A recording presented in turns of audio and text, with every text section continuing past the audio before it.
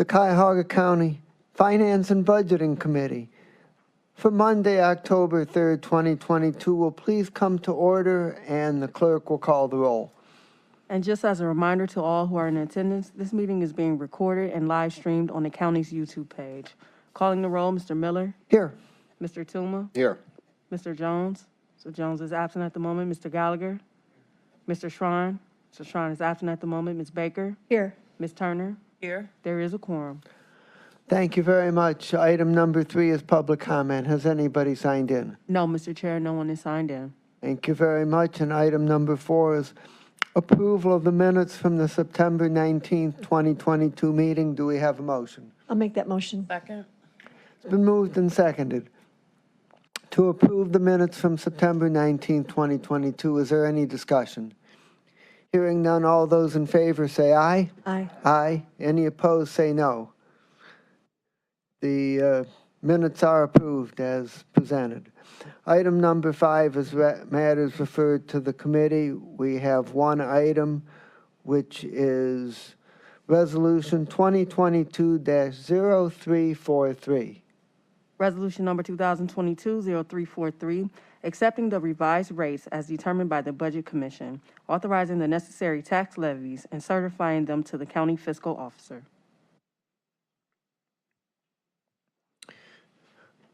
Good afternoon, Director. Good afternoon, Councilman Miller. This is a routine item each year. So please start by, we all know who we are, but we want it on the record. Walter Parfiales from the Office of Budget Management. Thank you.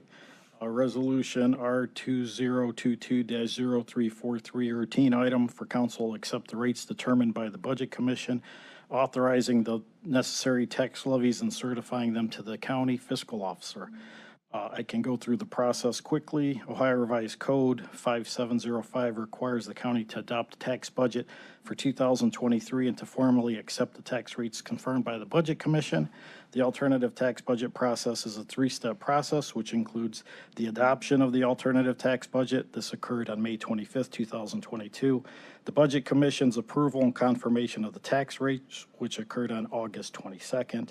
And now before you, we have the resolution for acceptance of the rates and approval as approved and confirmed by the Budget Commission. So the approval as the resolution is the final step in this process. And this just confirms that we need to levy these taxes and states what the rates are. Is that Yes, correct? That is correct. The only change in the alternative tax budget from the prior year is the allocation of the inside millage. We took the millage of the property tax up to the general fund by 1/10, and we took the allocation to the bond retirement fund down by the same 1/10. No change otherwise. So the only change is changing the inside millage millage. allocation by 1/10. Correct. So what are the current allocations on the inside millage? Current allocations are 1 mils to the general fund and 0.45 to the bond retirement fund. Now we're changing it to 1.1 to the general fund and 0.35 to the bond retirement fund. And do you need passage under suspension to meet requirements? Councilman Miller, yes, we do. Any questions by my colleagues? If not, do we have a motion? And is that for second reading suspension? And we had a second? Okay. So it has been moved and seconded to favorably refer Resolution 2022-0343 to the full council with a recommendation to leadership to place the item on the agenda for second reading suspension. Any further discussion? Hearing none, all those in favor say aye. Aye. Any opposed say no. Okay. Thank you very much. It is recommended. Thank you very much. Okay, item number 6 on the agenda is discussion. This is an item K from the last fiscal agenda, and we decided to have a hearing in finance and budget because of the size of what was requested. Again, Walter Parfialts from the Office of Budget Management. I'm here with Andy Johnson from the Department of IT. So this resolution is, or this request is for $2,738,000. It includes appropriations for security, engineering, applications, communications. All the requested items are either new, previously covered with CARES Act funding, or outstanding charges from prior years. None of these items were included in the Department of IT's 2022 budget, and if approved, will require additional general fund appropriations. Andy Johnson is here to talk in more detail. Okay. Director, welcome. Thank you, Mr. Chairman. Thank you, Walter. Andy Johnson, Chief Information Officer for the Department of IT for Cuyahoga County. First of all, I'd just like to say thank you. I know this was a very limited agenda and there was talk of not even having this meeting. So I absolutely appreciate the fact that you showed up. I appreciate the fact that you're supporting me and my team. Thank you. And I hope to clarify any questions that you may have on this budget. But I'd like to run through a couple of numbers. And Janine, if you could bring up page 2. And for the record, Council President Jones has joined the meeting. So when I took a look at, and maybe I don't know if this is the right way to approach it, but this is the way I'll approach it. I took a look and looked at my models on our forecast for the year. And I noticed that we were starting to burn through our money and we're going to be coming up short. So I'd like to give you the questions that I asked my team that we researched, provide those reasons to you so you can have the clarity that I have on what was happening and what happened this year for fiscal 2022. And what I came to learn is that there was really 4 categories of why our budget was coming up a little bit short this year. And first of all, I want to say that this is operational dollars. This is not personnel dollars. When we look at our personnel line, that is going to come in pretty close to what we had budgeted. We're going to be slightly under. When I say slightly, maybe a few $1,000s under, as we sit here and forecast, as I look at the forecast now. So what I'm about to talk about is purely the operational dollars, also the non-capital dollars. So this is what it costs us to run our business. And when I look at this, the first item that comes up, or the first category that comes up, is invoices that we budgeted for and planned to pay for in 2021 that we did not, and that instead we are going to pay those in 2022. And something that was So those are just a timing issue and nothing more. exactly a timing issue. Okay. And I'm happy to go in and talk about some of those specifics, but the thing that was a surprise to me, someone from the outside, is the fact that if you don't spend it in a given year, you lose that money, and it comes out of your budget the next year on these types of items. And so that's what happened this year, was that for AT&T and TEC Communications, we had some invoices that we did not get processed in 2021. Therefore, we have to cover these costs in 2022. And that will come out of our current budget, not planned for. Continue. Okay. So running into then the second item, as I group these, it's CARES items that we now are going to assume those operationally. And as you recall, there was, back during the COVID days, there was CARES money. We were throwing a lot of money at a lot of different things. And what has transpired out of that is a couple of items that were purchased through CARES, now the county has become dependent on. And now we have to start absorbing those as part of our operational budget. These are not items that I wanted to use ARPA funds for. I'm pretty, fiscally, I'm pretty stern on the idea that if we're going to do something operationally, we need to come up with the operational funds to do that. Otherwise, we get into this game of waiting for funding here and waiting for funding there. I'd much rather have the operational budget. And these 3 items that I've highlighted here are those items that have come up. The first is some AT&T mobile phones. Again, I wasn't around for the CARES situation, but we procured several AT&T phones at that time as we were doing the work from home effort to support folks working at home. We also procured some Zoom licenses. Now, Zoom licenses are heavily used by the courts, not used by the executive branch. We use Teams. And one of my goals would be to get the courts to use Teams because we already actually are paying for it. But that is going to be a challenge. I think that's a hard sell. Zoom is a much better program. I think the courts would agree with you, but we could probably have another conversation about that at another time, Teams versus Zooms. A lot of companies, and I would assume a lot of municipalities are having that same discussion. But with that, we did procure those Zoom licenses. Now we do need to make that operationally, and that was something that was not in the budget. And then finally, a smaller item, but one that is of key concern, and that is our incident response. And your colleague, Mr. Schron, has indicated about, not a matter of if the county ever gets hacked, but when it gets hacked. And this incident response is that service that we will have to help triage, to help guide us through that inevitability. Obviously, we're doing everything we possibly can to make sure that doesn't happen, but it may happen. And so this incident response is one of those things that was purchased through CARES that we now want to operationalize. Continue. The third category of where our cost increased and that was not perceived or contemplated when the budget was established, there's 4 areas on that. The first being SEI. And SEI is a service that will basically provide warranty and repair service on items that items, when I say items, I mean things like our routers, our switches, that infrastructure that makes up the Cuyahoga County IT backbone.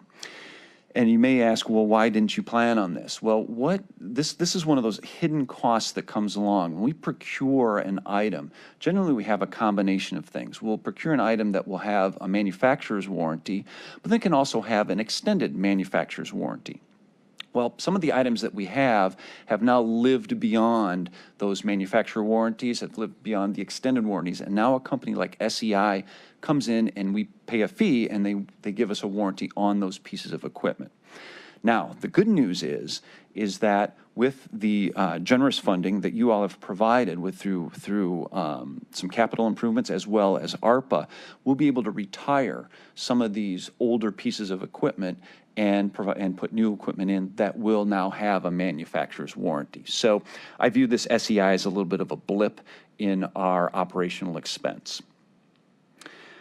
AT&T mobile phones is another cost that I don't think any of us would have predicted the surge that we've had with mobile phones. I also view this as an opportunity where we can do some cost reduction. I think we've been pretty liberal in our giving phones to those that need them in the event that we have a work from home incident again. I think there are alternatives to that. Now, Chairman Miller, as you mentioned, Teams, I think we can rely on Teams as a communication rather than AT&T Mobile.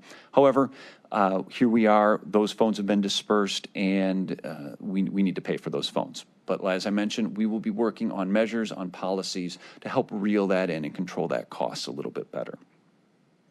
And just a couple other quick items, about $150,000 more for some Microsoft security. This one is on me. I think one of the things I disclosed is I'm very nervous about security. And as we've seen over the past year, the incidence of attacks, the incidence of sophisticated hacking has greatly increased. And so we have increased our budget a little, we have increased our spend, sorry, I shouldn't say budget, we've increased our spend on Microsoft to try to help combat that. And that is one that I will very much stand behind. That is money well spent to keep us protected, to keep our infrastructure protected. And last, some demands, desktop productivity. More and more as our user base gets more and more sophisticated and demands more tools, we are spending more on productivity tools such as things like SmartDraw, things like Visio, items like PDF editors, things that as we digitize, as we make more use of our computer systems, desktop users are naturally going to want more access to these tools. We've seen a bump up in demand on those. We've increased our spend on things like Sitefinity and Pravado, which are companies that help us with our websites. And I'm going to do a shameless plug for my team here. Our website team was just awarded a Pinnacle Award for Excellence in Web Design for the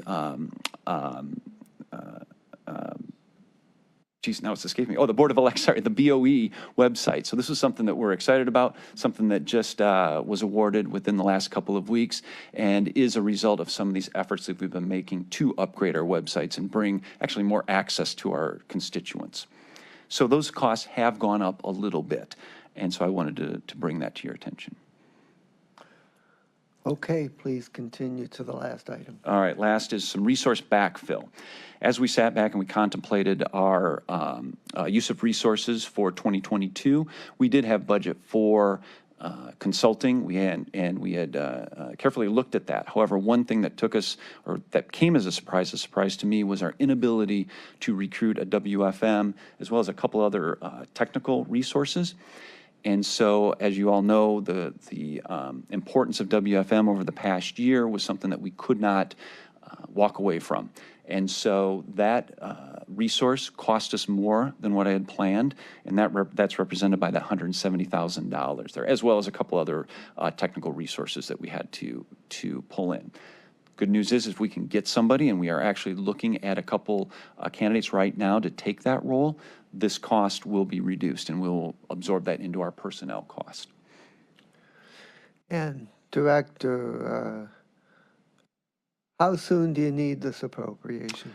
We would like that as soon as possible. We are running into we are in the fourth quarter, and as we all know, we end payments in at the start of December. So we have a lot of bills that have backed up, and we're ready to go with it. Questions by my colleagues? Okay. Okay, so I'm just curious on these, the first one, the invoices from 21 paid in 22. It just seems pretty significant, 430,000 and 370,000 and 300,000. How do we not account for that? Yeah, so I think that's a great question, and I'll start with the AT&T. AT&T, we have about 433 accounts that we manage. That right there is a problem, and we're working to correct that. Anything from very large bills that might be for our SIP routers, which is what gives us internet access, our Centrix bills, which give us our phone connections, all the way to individual lines that we still have in the county. So 433 is a lot to manage. And I will also say that AT&T, they're a great partner. They're probably our biggest, our largest partner in the IT space. We'll fully admit that their billing is not probably the best. Now, I'm not putting, that's probably a 50-50 problem, 50% on us. We don't have the best process to manage AT&T, and AT&T, they don't have the best process to invoice us. So while in retrospect, there's things that we could have done to get this done on time, and I now know those. We don't foresee this happening in the future, although, again, part of this depends on AT&T billing us correctly. So, yes, I agree. Big numbers that we should have caught. TEC is another one that was a big number. We knew that there was an invoicing issue coming our way, and again, I'm going to sound a little bit like a broken record. Coming from the private sector, being on a cash basis, I probably wasn't quite as aware and pushing on some of this as hard as I should have been. The fact that we don't get an invoice, or we got an invoice late, and therefore we didn't process it as quick as we should have, and therefore we didn't write the check until the next year, that's what causes the problem. So do you think that you will be anticipating this in 2023 in your budget so that we don't have the same thing happen? I think that's a great challenge, and that's my challenge to the team, is that in 2023, I don't want to be standing here with invoices, particularly now that I'm coming here asking for more money, and then turn around and not pay those invoices. So Councilwoman Baker is a very big priority of mine, to make sure that, hey, if we're to get this appropriation, we spend this money and we get our invoices paid. If I may, in the CARES Act items, that was what year? 2021? So, yes, 2021, yeah. So there were CARES items in 2020, 2021 that were covered by the CARES funds. Right, so now that CARES is over, will this be, the 0.57, will that be something we should just anticipate will be part of your budget? That's something I'll have to talk to the OMB team about. Is that something that we will have to figure out how we can absorb that into our budget? I do think that there's some room to move on the AT&T mobile charges. As I mentioned, the executive has asked that we take a look at that and come up with a little bit, we'll just look at that policy and see what we can do where we don't inhibit our teams, and this is the entire county, from doing a work from home or a remote work policy, should the need arise. But I do think that there's opportunity there we can take a look at. If I may, the increase in demand operational costs, again, this is something that you would anticipate would be part of your budget in 2023? Yes, that of those, roughly 4 items that are out there, I do anticipate that will be part of it. However, SEI, that's one that, depending on how quick we can get some of our hardware implemented, that one may get reduced. And then, as mentioned before, the AT&T mobile phone, I think there's some possibility we can reduce there. You know, this may not apply, but I know in the presentations from Zig, he was cautioning us to be careful how we keep expanding the ERP from the original intent. And perhaps the desktop productivity and Signfinity and Solex and Bravado, they may be something that is absolutely needed, but Yeah. there probably, may be a tendency to want more than what the intent was for the ERP, and then adds more cost that was never anticipated. Is that where we're finding these types of wants now, because they are there, it's easy to want to have them because they're available? Or are they really absolute types of things that if we didn't do it, it would be less productive? So it's a great challenge. So I'll talk about the websites as one of those items. And so that is an item that really is technically, in many ways, unrelated to the ERP, right? So it may draw on some information that's inside of the ERP, Right. but in terms of the care and feeding, the maintenance of those websites, the actual creation of those websites, really unrelated. So if ERP hadn't existed, these expenses would still be there. Okay. All right, that's what I had. Thank you, and thanks for your answers. Okay. Anything else? So, Director Parfiowitz, could you come back up for a moment? I know that the fiscal agenda for the next council meeting has already been submitted. I presume this item is not included in that fiscal, is that? It is not, Councilman Miller. Okay. But I can propose a substitute if you'd like. So procedurally, we don't have legislation in front of us. All we have is a discussion item. I'm not hearing any pushback from my colleagues that we don't need this money. So I think we have the green light. And so I think the most expeditious would be if the director prepared a substitute and added this item like you suggested. And then hopefully we can get it passed at next Tuesday's council meeting. So unless I hear anything otherwise from my colleagues, I think that's what we're going to recommend. Okay? Thank you. So, Director Johnson, just one other thing before you go is that I would just like to give you an early heads up that when the administration submits the budget plan update in November for 2022, I would like to have that include an update of the 5-year IT capital plan. Okay. The capital plan is part of the budget, and I think that